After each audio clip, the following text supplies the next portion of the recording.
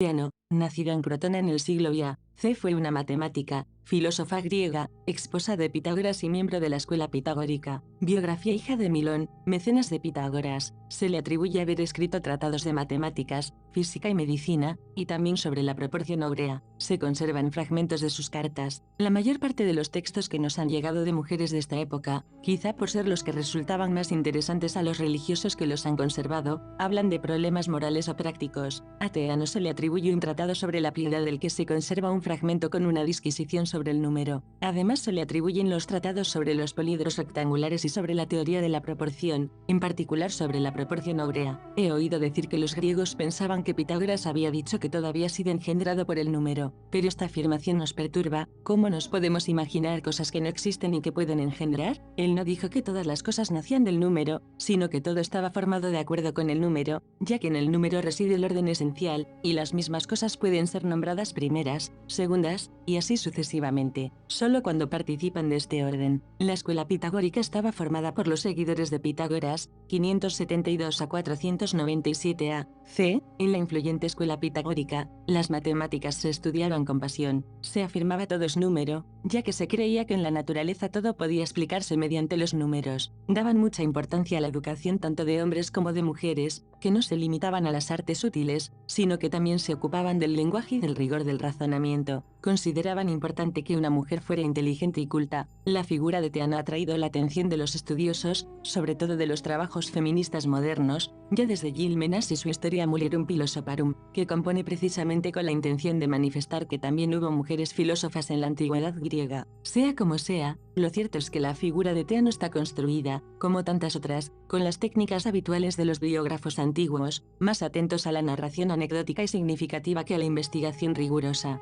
Teano fue una matemática que consideraba que todo lo material era medible con los números naturales, por lo tanto todo se podía expresar con una medida exacta. La tradición antigua nos da noticias de la existencia de Teano, considerada como la primera mujer filósofa, si bien su celebridad se atribuye a su vínculo matrimonial con Pitágoras, pero buena parte de su trabajo no era en realidad suyo, se firmaba a su nombre lo que publicaban los miembros de su escuela, algo muy habitual en el mundo antiguo, entre los que estaba Teano. Cuando Pitágoras murió, en una revuelta de los ciudadanos de Crotona contra su grupo, que se hizo con el control de la ciudad, Teano y varias hijas suyas se llevaron consigo los papeles del matemático, ampliando su trabajo. Viajaron por Grecia y Egipto, investigando no solo en matemáticas, sino en medicina y otras ciencias. Sin sus aportaciones y las de sus hijas, es probable que Pitágoras hubiese quedado en el olvido. Aporte a la filosofía. Como las demás pitagóricas, Teano pensaba que el universo estaba regido por el número. La búsqueda de la perfección y la armonía en formas y proporciones le llevó a trabajar en el número áureo, el cual aparece frecuentemente en la naturaleza y fue el primer número irracional que conocieron los griegos. Este número lo conoció Teano por ser el resultado de dividir la longitud de la diagonal entre la longitud del lado del pentágono que aparece en el signo de la escuela pitagórica, el pentagrama. Teano de Crotona. La tradición antigua nos da noticia de la existencia histórica de Teano, a la que se considera como la primera mujer filósofa, si bien su celebridad parece atribuirse a su vínculo matrimonial y discipular con Pitágoras. En relación a su genealogía, sin embargo, los testimonios de los doxógrafos antiguos son contradictorios. Laercio nos dice que la mujer de Pitágoras era Teano, hija de Brontino, de linaje crotoniata, pero también nos indica que para otros doxógrafos era mujer de Brontino y discípula de Pitágoras. De su unión con Pitágoras tuvo como hijo a Telauges, que sucedió a su padre en la dirección. El siguiente artículo es parte del trabajo que viene realizando, desde el curso académico de 1991 a 1992, el Seminario Filosofía y Género, de la Universitat de Barcelona, con el propósito de recuperar la producción filosófica de las mujeres. Las partes primera y segunda, que nos describen la vida y obra de nuestra autora, han sido realizadas por Félix Pardo, licenciado en Filosofía; la tercera, que pretende dar algunos datos sobre la mujer y el pitagorismo, por Cristina Mier, licenciada en Filosofía; y la cuarta, que contiene las traducciones, por Mercedes Gutiérrez, licenciada en Filología Griega, y Montserrat Jufresa, profesora titular de Filología Griega de la Universitat de Barcelona y coordinadora del grupo dedicado al mundo antiguo. Diógenes afirma que los hijos no escribieron nada, mientras que Teano escribió algunas obras, de las que ofrece como testimonio dos máximas morales, una de las cuales también se encuentra en Estobeo, Florilexio LXXV, 53, y Clemente de Alejandría, Estromatis 4, 19.44.2, 1. Porfirio nos dice que Teano era hija de Pitón, de linaje cretense, y mujer de Pitágoras. Como hijo suyo cita a Arimnesto, que habría sido maestro de Demócrito, noticia hasta que no se encuentra en ningún otro autor. Cuenta también que otros doxógrafos dan como hijo a Telauges y como hija Mía, y otros aún dan como hija a Rignote. Porfirio afirma que de todos estos hijos se conservan escritos pitagóricos, por lo que cabe suponer que fueron también discípulos de Pitágoras, lo mismo que su madre. En su opinión, Teano fue la discípula de mayor fama de las mujeres crotoniatas, fama que se hizo extensiva también a su hija Mía, según refiere Timeo de Tauromenio en el testimonio mencionado por Porfirio. Jámblico nos ha legado la biografía más completa sobre Pitágoras, pero en su obra son escasas las referencias a Teano o su descendencia. De manera escueta nos dice que Teano se casó con Pitágoras y que tuvieron una hija, Damo, cuyo hermano fue Telauges. Cita asimismo algunas sentencias sobre la virtud de la mujer con respecto a su marido, pero las considera pronunciadas tanto por Teano como por Deino, esposa de Brontino. De Damo nos dice, al igual que Diógenes Laercio, que fue la encargada de guardar las memorias de su padre, y atribuye a Telauges la recopilación de los textos que constituyen el discurso sagrado. En la antigua Grecia podían distinguirse dos ámbitos vitales que se hicieron, a medida que fue sucediéndose su historia, más evidentes y opuestos, el público y el privado. El ámbito público abarca aquello que en la actualidad llamamos vida política griega. Sus integrantes eran ciudadanos varones y sus principios eran la acción y el discurso, principios que ya encontramos en la base de las enseñanzas de Fénix, que harían de Aquiles su nombre completo, impidiendo el error, excelencia. La condición de posibilidad de este ámbito se hallaba, sin embargo, en el otro ámbito, el privado, el de la necesidad, ámbito de producción y reproducción, es decir, el de la economía, el oikos. Oikos puede entenderse como un todo que engloba varias partes, esto es, la casa, su contenido, las parcelas de tierra y el ganado y, de alguna manera, también hemos de considerar dentro de estas riquezas la esposa y los hijos legítimos. Oikos era inicialmente una habitación de la casa, de techo más alto, donde se encontraba el hogar central. Este poseía un gran contenido simbólico, representaba al hombre, las cenizas representaban a la esposa y el fuego renacido de las cenizas a los hijos legítimos. Estos últimos solo eran reconocidos como tales e integrados en la genealogía paterna una vez recibido de su padre, sobre el hogar, el nombre, 5 días después de su nacimiento. El matrimonio era el único modo reconocido de poder tener descendencia legítima, y solía ser, además, un modo de mantener y aumentar la riqueza, pues se daba entre dos casas ricas. Este modo de legado y disposición de la ley matrimonial y social conllevaba la obligación de la poligamia, con lo que se mantenía la honorabilidad y excelencia de las dos casas unidas y se limitaba el número de hijos herederos, conservando la importancia del legado. Las riquezas del oikos se dividían en dos grupos, móviles y fijas. Los bienes de la casa y el ganado formaban parte del primero y la casa, las tierras y la esposa del segundo. Este último grupo determinaba la condición social, la pertenencia a un grupo residencial y la posibilidad de construir otra jerarquía. Por ello las riquezas fijas eran sumamente respetadas, pues representaban las raíces. No es, pues, de extrañar, que encontrándose dentro de este estado de cosas, las mujeres tuvieran escasa movilidad, quedando confinadas al espacio de la casa, principalmente al gineceo. No participaban de la vida social y sus salidas se limitaban a las fiestas en honor a los dioses. Sus funciones principales eran la reproducción, el hilado de la lana, el tejido de telas, la dirección del trabajo de las esclavas y el control de las comidas y los gastos. La casa era el origen del orden que posibilitaba el buen funcionamiento de toda la hacienda, el significado que sus actividades representaban la supervisión y conservación de todo aquello que su descendencia habría de heredar. Junto a ellas, en la misma casa, vivían dos categorías de mujeres, concubinas y sirvientas. Las primeras normalmente o pertenecían a ilustres familias y eran tomadas como trofeos tras una guerra, como es el caso de Casandra llevada a casa por Agamenón en calidad de segunda esposa, o eran regalo de algún igual. Las sirvientas realizaban las mismas tareas domésticas y podían también compartir el lecho del amo, pero su procedencia era más humilde,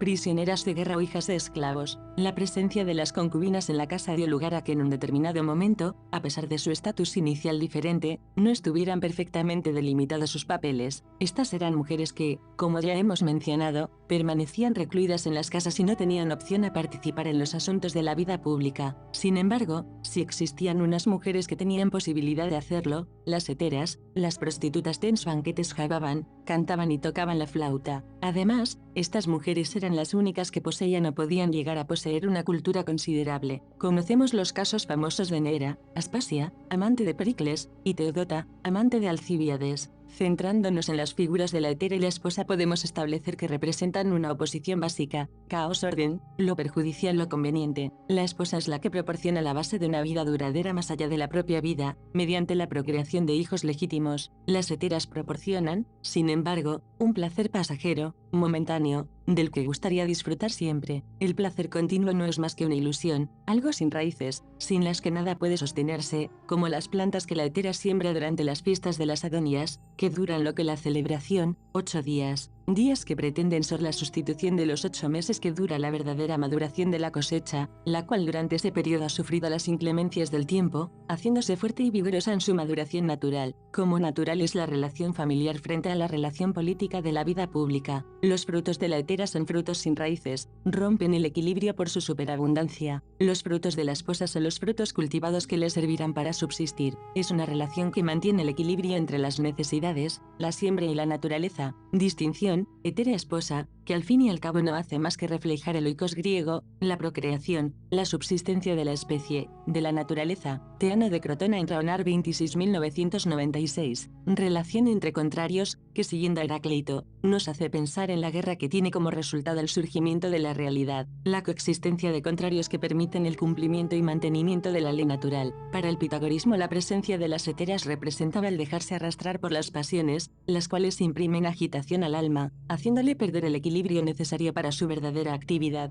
tanto que para ellos los asuntos de Venus quedaban bastante relegados en importancia. De la Venus se ha de usar en invierno, no en verano, y en otoño y en primavera, más ligeramente, pero en todo tiempo es cosa gravosa y nada buena a la salud. Y aun siendo preguntada una vez cuándo convenía usarla, dijo que cuando quieres deleitarte un poco. Sin embargo, no hemos de pensar que las relaciones sexuales dentro del matrimonio estuvieran mal consideradas. Más bien hemos de interpretar este texto como una de esas sentencias a través de las cuales Pitágoras se dirigía a sus discípulos para transmitirles sus enseñanzas. En este caso se trataría de un llamamiento a la mesura, a la virtud, la cual puede ser considerada como uno de los primeros principios a seguir dentro de lo que sería el proyecto de la paideia pitagórica. En el caso concreto femenino esta mesura era especialmente, aunque no únicamente, identificada con la virtud de la prudencia, la cual junto con el respeto y el amor hacia el marido y la era igualmente obtenida a través de la educación, lo que les permitía tener autonomía de pensamiento y decisión. La paideia, la educación, era de suma importancia para el pitagorismo, ya que constituía el medio para llegar a una meta superior. A través de ella se conseguía el dominio suficiente del cuerpo, de sus pasiones, de sus necesidades, de sus impurezas, en fin, cosa que permitía, en última instancia, olvidarse de él para prestar atención al alma, la cual podía conducir a la sabiduría, al conocimiento de las cosas que existen verdaderamente. Estas eran la base de todo conocimiento porque estaban provistas de límite, se mantenían siempre en el mismo estado, eran inmateriales, no corruptibles, eternas, no perecederas, y exclusivamente activas, es decir, incorpóreas, consecuencia de la aprehensión de las cosas que existen equivocadamente, es decir, las cosas corpóreas, materiales. Mas, como ya hemos dicho, este conocimiento era el fruto de una paideia. Esta tenía dos vertientes, la dirigida al cuerpo y la dirigida al alma. La primera conllevaba el estricto cumplimiento de ciertas restricciones alimenticias, como el abstenerse de comer carne animal, y de ciertas prácticas religiosas. La segunda iba más bien unida a la percepción sensorial y a la intelectual, mediante, respectivamente, la visión de objetos bellos. Pitágoras aconsejaba pasar por lugares poco transitados y cercanos a los lugares sagrados, pues eran los más hermosos, y la audición de bellas canciones. La música estaba siempre presente en sus reuniones y era utilizada como medio para curar ciertas enfermedades, y el estudio de la matemática, no tanto la aplicada como la teórica. De hecho, Pitágoras utilizaba las matemáticas para facilitar a sus discípulos el conocimiento y la interpretación de la realidad, según Moderaco de Gades, al no poder transmitir de palabra con claridad las primeras formas y los primeros principios. A causa de la dificultad de concebirlos y de expresarlos, se aplicaron a los números por la claridad de su enseñanza. La base de la paideia pitagórica se hallaba en la creencia de que existía cierta comunidad entre los dioses y los hombres, la cual se establecía a través del alma, de naturaleza inmortal. En ella residía la capacidad de raciocinio y por ella únicamente podía llegarse al conocimiento de las cosas que existen verdaderamente. Su misma naturaleza inmortal le llevaba a formar parte de una cadena de reencarnaciones que la restablecería en el alma del mundo, que los pitagóricos concebían como un gran ser viviente. Pitágoras era especialmente conocido por su capacidad para recordar los acontecimientos que le habían sucedido en vidas anteriores, por lo cual concedía verdadera importancia al ejercicio de la memoria. Instaba a sus discípulos, con este fin y también como un modo de examen de conciencia, a hacer un repaso de los acontecimientos pensamientos, de las acciones y de las cosas aprendidas a lo largo de la jornada. La enseñanza oral estaba muy extendida entre ellos, lo cual, unida al hecho de que se trataba de una comunidad cerrada, puede explicar el que no nos haya llegado ningún documento escrito del maestro Pitágoras. Teano de Crotona. Cartas, fragmentos y sentencias. Del Tratado de Teano sobre la piedad,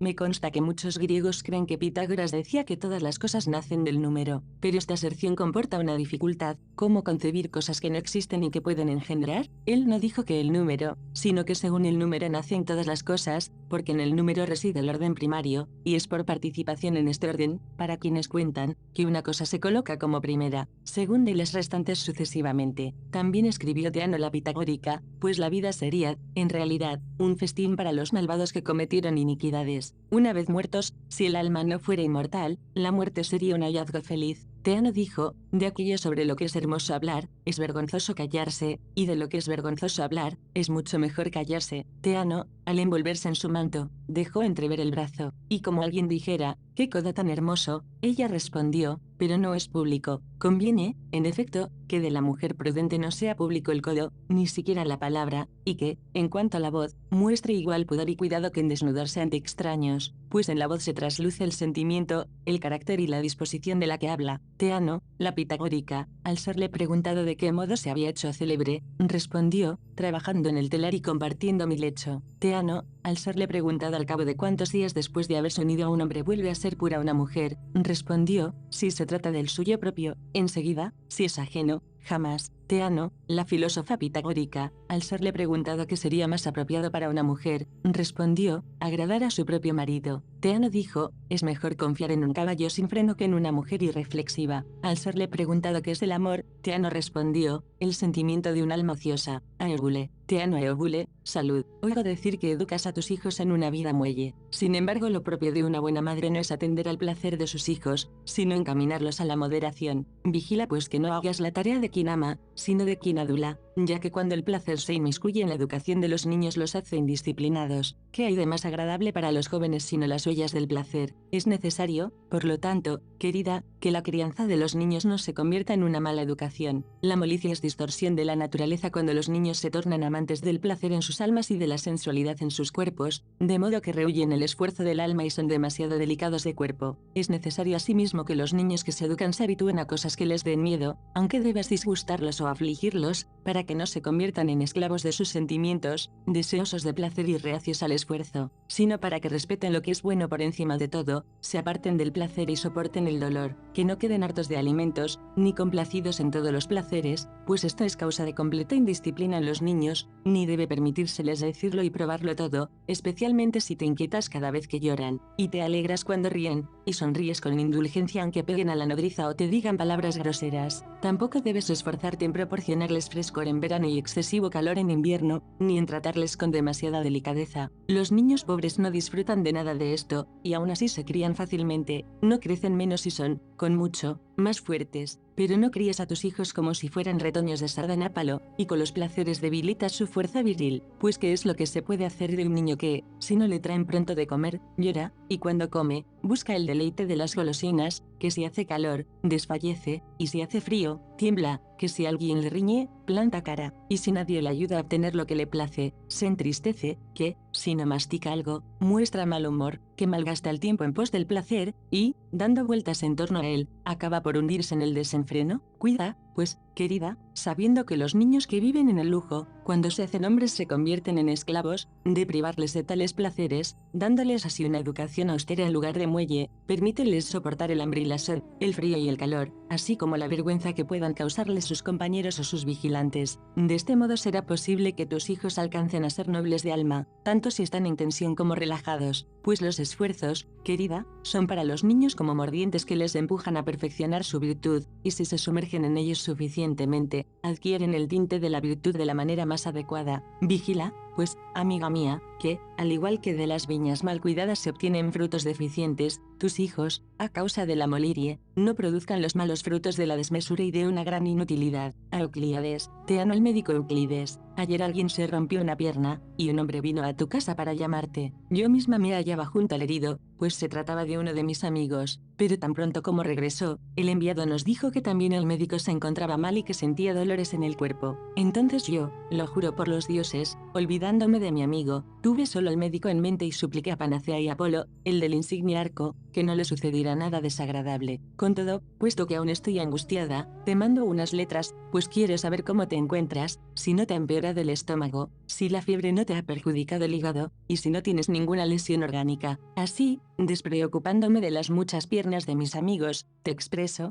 excelente médico, mis mejores deseos en pro de tu preciada salud. Eurídice. Teano la admirable Eurídice, ¿qué dolor aflige tu alma? ¿Te angustias por otro motivo o porque aquel con quien estás casada frecuenta una cortesana y de ella obtiene placer sensual? No es necesario que lo tomes así, o la más admirable entre las mujeres. ¿Acaso no ves que también el oído, cuando se colma del placer de la música del órgano y rebosa de su melodía, al quedar saciado de ella, gusta entonces de la flauta y escucha con deleite el caramillo? Aunque, ¿qué relación existe entre la flauta, por un lado, y, por otro, los acordes musicales y el admirable sonido de un órgano de la más suave factura? Así debes pensar en relación a ti y a la hetera con quien tu marido convive, por su condición, naturaleza y razón, él te estima a ti, pero, un día, cuando le alcance la saciedad, entonces, de paso, entra en casa de una hetera, y también porque quienes poseen un gusto corrompido, guardan un cierto amor por los alimentos que no son buenos. A Calisto, a vosotras, jóvenes, en el momento en que contraéis matrimonio, se os confiere, según la costumbre, el poder para mandar a los que trabajan en la casa, pero con frecuencia conviene acudir a las enseñanzas de las mujeres de más edad,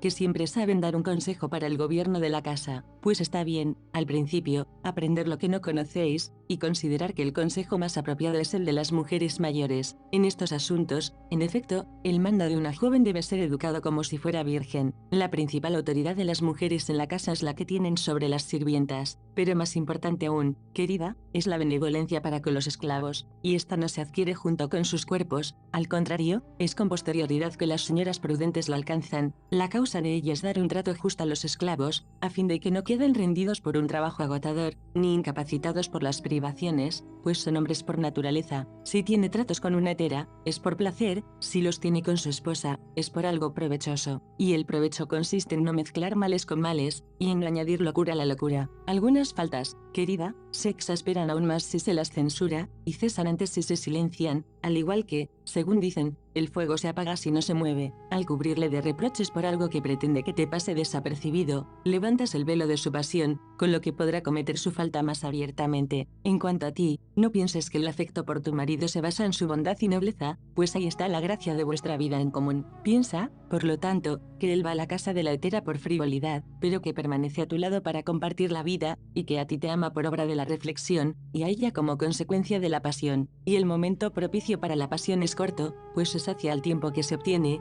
y surge tan rápidamente como cesa. La ocasión de una hetera no dura mucho para un hombre que no es del todo malo, pues que hay más fútil que un deseo cuyo goce es algo injusto. Pronto se dará cuenta de que degrada su modo de vida y desmerece su decoro. Nadie consciente de ello persiste en perjudicarse a sí mismo. Así pues, llamado por sus justas obligaciones para contigo, viendo cómo disminuyen sus recursos, incapaz de soportar el menosprecio que recibe, pronto se arrepentirá. Y tú, querida, no vivas pensando en diferenciarte de las heteras, sino que muestra tu buena disposición hacia tu marido, tu solicitud por la casa, las buenas relaciones que mantienes con las sirvientas, y el afecto para con tus hijos. No deberás estar celosa de aquella mujer, pues es bueno que tu emulación se extienda solo a las que son de condición virtuosa, y muestra propicia una reconciliación. El buen carácter se gana la benevolencia incluso de los enemigos, querida, y la estima es únicamente el resultado de la nobleza y la bondad. De este modo es incluso posible para una mujer sobrepasar el poder de un hombre, y es mejor gozar de estima que servir a un enemigo. Así pues, si ha sido bien dispuesto por ti, más se avergonzará, más pronto deseará la reconciliación, y sus muestras de cariño serán más intensas cuando se haya dado cuenta de que ha sido injusto contigo.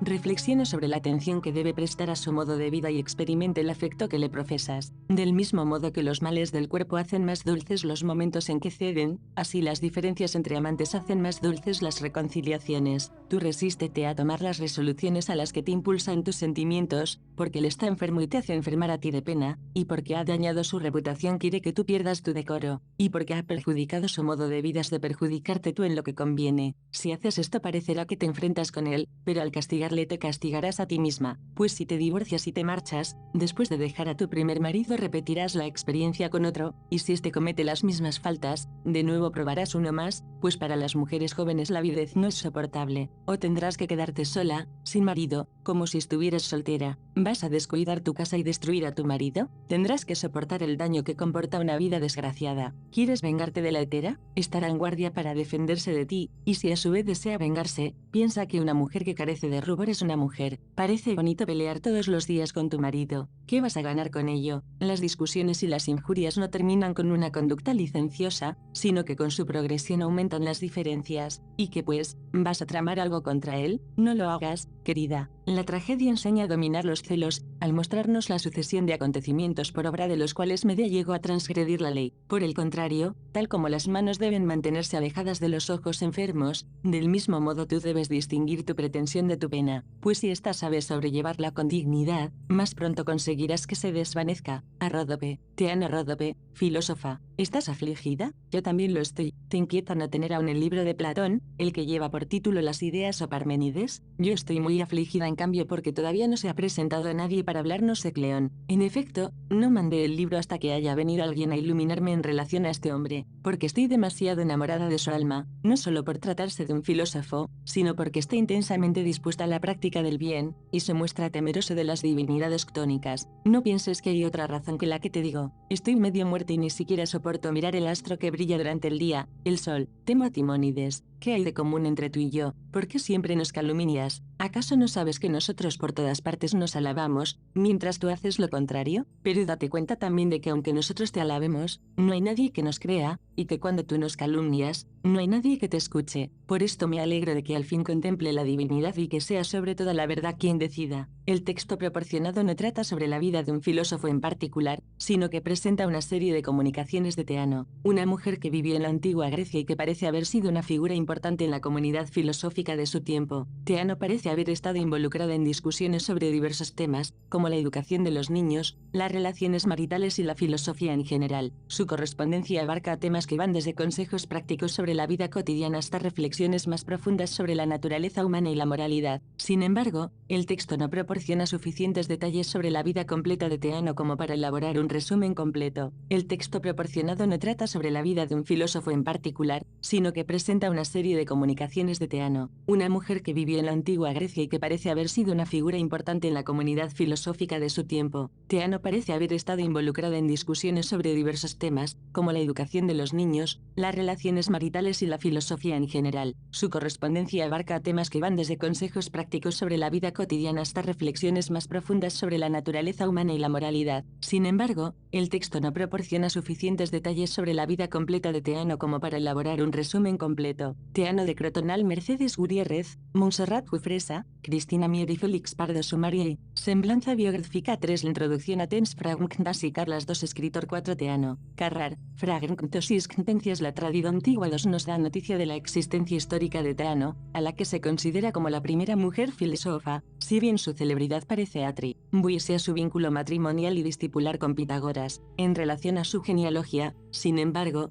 Tens testimonios de Tens doxógrafos antiguos son contradictorios.